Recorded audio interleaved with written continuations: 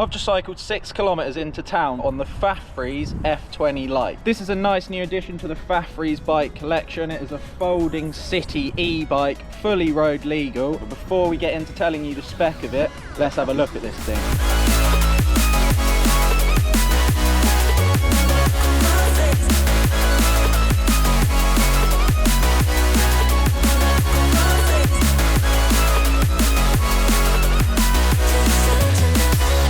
So, as you already probably noticed, this is a folding city commuters e-bike. It is 100% UK road legal, which is a big selling point for us guys in the UK who can't have a motor over 250 watts if you're riding on public roads. It comes with quite a lot of the typical features that you find on a bike of this budget and this size. We've got a nice 250 watts Sutto brushless motor on the rear, able to reach 35 newton meters of torque. This thing does not struggle to get up hills. We also have the typical Shimano 7-speed shifter system that we see on a lot of these e-bikes. We've got a nice, lovely waterproof LCD display up here. Comes with 3 power modes, depending on if you want to go for a long range bike ride or if you just want the max power to get somewhere quicker. We've got nice mechanical brakes, really nice build, and it also folds here and here. So if you're a commuter that likes to bring your bike with you, maybe in the back of the car, you need to drive to the location before you ride around, or if you want to take it on the train or something and you need it packed down into a smaller profile, this bike would be perfect for you. We also have this cool little rack at the back here, which apparently takes 120 kilograms of payload weight, which we will be testing out later. Some other cool features are these built-in mud guards on the front and back, a nice light on the front. We also have these super nice tyres on here of this nice thin profile, super lightweight. The battery you get on this is a typical 36 volt beast, and it does actually completely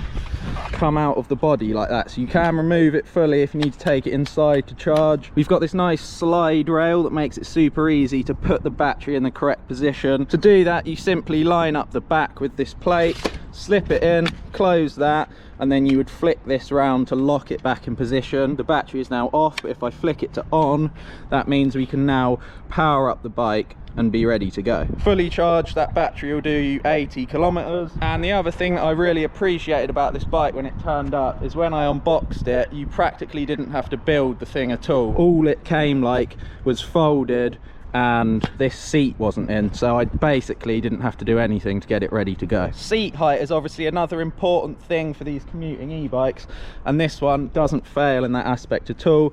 You can make it about as tall as the handlebars, fully extended, and you can push it down all the way to the bottom with this nice long seat tube that lets you put this thing flat if that's what your riding position is like. Now, of course, you're going to want to see what it looks like when it's fully folded up, so let's do that now. The first thing we will do is pop these bars down, which you do by lifting this little metal hatch here and just simply pulling against it, which allows you to fold these bars down. The final step to fully fold this bike down is you simply pop this locker here, you push up this little tiny metal tab there, which allows you to split this in half, and then you have a really nice folded profile of that bike. It will fit easily in what I'm confidently going to say any car possible, and weighing in at just over 25 kilos, it's not too hard or impossible to imagine carrying this thing around for a little bit if you needed to. Now, it's all well and good telling you all these specs, but what we really all want to see is how this thing actually rides. So I'm going to build it back up, we're going to do some laps around this bit here, go for a little bike ride, and I'm going to tell you exactly how this thing performs,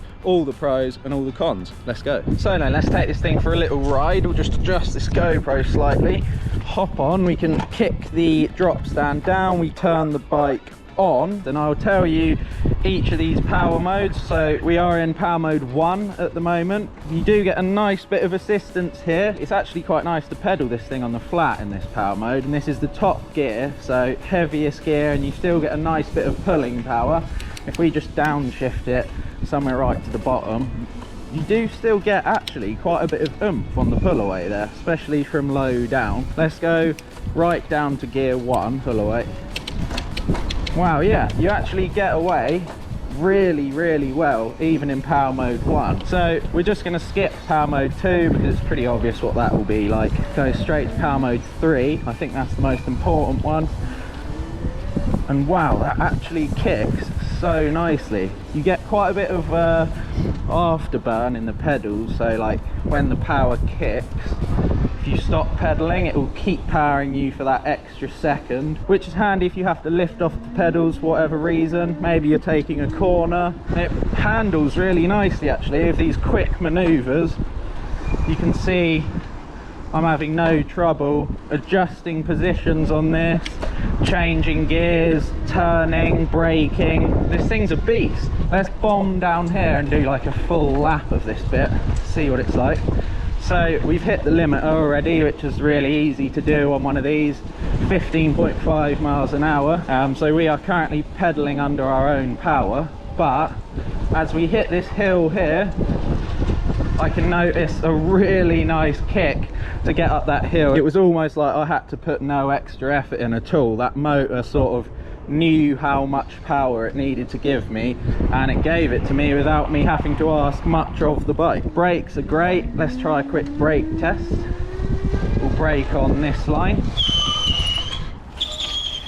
Well, that's not too bad actually. You can see I started braking up here at this line, and that was from the max speed this bike can go, so 15.5 miles per hour. That was 2 car lengths, well 2 parking spaces long, so stopped in quite a good amount of time to avoid any potential crashes. Another cool feature of this bike is you can actually adjust these bars, and they do just fully come out with quite a lot of ease. You have these little markers here that I think you can see from 0 up to 12. Obviously you don't want to be any lower than this 0 because then you're putting quite a lot of stress on these bars, which could cause them to snap or something else to break. So this is the maximum height that it goes, and then about there is as low as it goes. So depending on your riding style and what you prefer, you can have these down here or up here. For me personally, I'm 5'9", and I quite like the feel of them at about 2 on them bars. I think that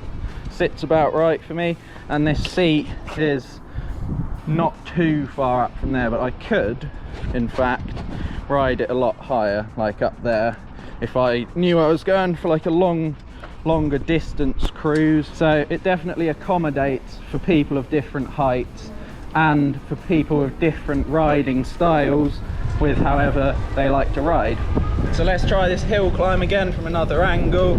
You can see that power kicks in like instantly as it starts to just hit that level of gradient. It instantly knows and gives you that extra boost, which I think is really cool. Let's actually just hit this turn down here flat out as fast as we can go on this thing. As you can see, that actually gripped quite well to the floor there, and there's like no flex in the body, you know, like even if I really try and bang this thing around, it is quite solidly made. So far so good. Let's go and give this thing some real world use. Thank you. Yeah. Sorry. It's the back side. Oh yeah. Oh well. Not oh well. Oh well, you'll live. Oh, you'll live. Climbs up the hills quite easy. Let's get into the power band then, shall we? So windy. I reckon we try some off-roading though. What do you think? This bit of grassy patch here with all bumps and stuff everywhere. Despite it not having any suspension whatsoever, and the fact that I've pumped these tyres up to about 60, it kind of doesn't feel that bad, to be honest. Right, you can probably see that it is sort of shaking my arms a bit, but I mean, it's not horrible. It's kind of like a little massage actually.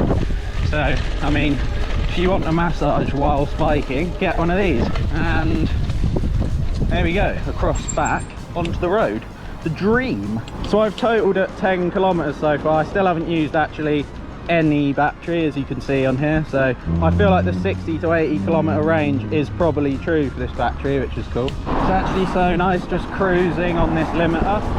so effortless with this thing. So we've just done 1 bar of battery at about 13 kilometers, give or take. So based on some quick maths, that is about 75 kilometers for the whole charge on this power mode 3, which is actually pretty good. Well, successfully made it back for that mission. Bike works the dream, and the last thing we're going to do now quickly is just put some stupid stuff on the back here and see if I can still bike it. See, even with a whole box full of a bike, all my work tools, a nice little bench and a stand and my lid, and it all fits in there fine, ratchet strapped down to that little mounting point at the back.